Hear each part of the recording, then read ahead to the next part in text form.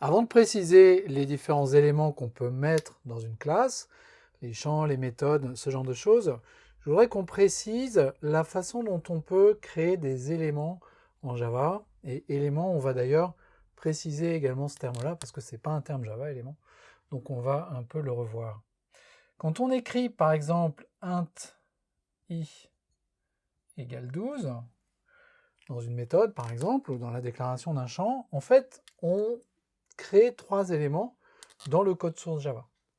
Le premier élément qui est ici, c'est le type. Et quand on crée un élément, il faut toujours lui donner un type. Le deuxième élément que l'on met ici, c'est le nom de l'élément. Et on va arrêter de parler d'éléments, on va bientôt parler d'autre chose. Et puis ici, c'est la valeur de cet élément. Alors ça peut paraître trivial, mais en fait c'est assez compliqué.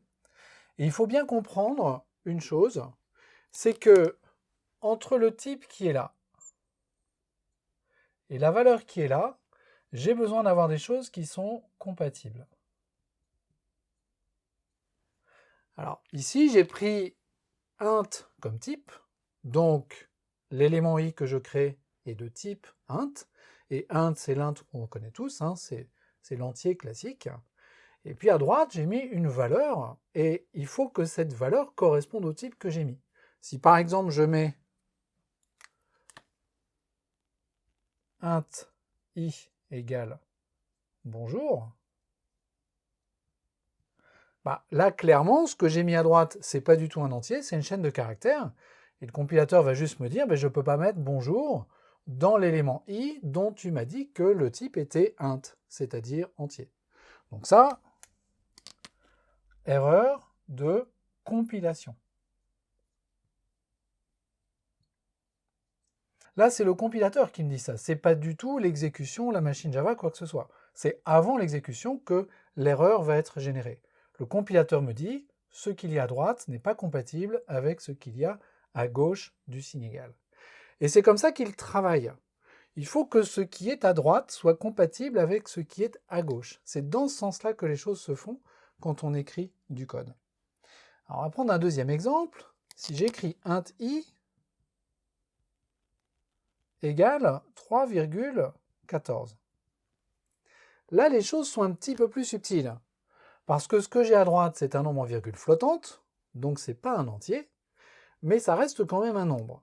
Donc la question c'est, est-ce que je peux convertir un nombre en virgule flottante en un entier? Il y a des langages qui autorisent ça.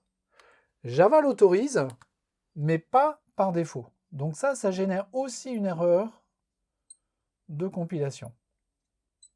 Ce que j'ai le droit d'écrire, c'est une conversion explicite avec un cast. Donc si je veux mettre 3,14 là, après tout j'en ai le droit, bah, je peux le faire, mais je dois dire au compilateur que ce 3,14 qui n'est pas un entier, je veux le convertir en un entier. Et là le compilateur, il va être content, il va bien vouloir compiler ça, et d'ailleurs la valeur de i, elle sera évidemment tronquée, en l'occurrence ce sera 3. D'une façon générale, sur les nombres, dès que j'ai une perte potentielle de précision, donc quand je passe d'un truc en virgule flottante à un entier, c'est le cas, à ce moment-là, je dois faire un cast explicite.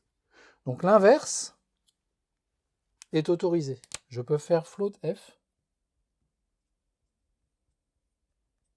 égale 3, alors que le 3 à droite, c'est un entier, même si c'est juste un nombre, le compilateur va accepter de convertir cet entier en un float parce que là, il n'y a pas de perte de précision. Dans le cas précédent, il y avait une perte de précision parce que la partie décimale, le virgule 14, il va être perdu lors de la conversion. Ce qui se passe dans ce cas précédent, c'est un peu plus qu'une conversion, puisqu'on retire en fait la partie décimale du nombre que l'on avait. Donc quand on écrit ça, ce qu'il faut, c'est avoir une compatibilité. Et ce qui est à droite du signe égal doit être compatible avec ce qui est à gauche du signe égal. Alors maintenant, qu'est-ce qu'on peut mettre à gauche? Qu'est-ce qui est autorisé? C'est ce que l'on va voir à présent.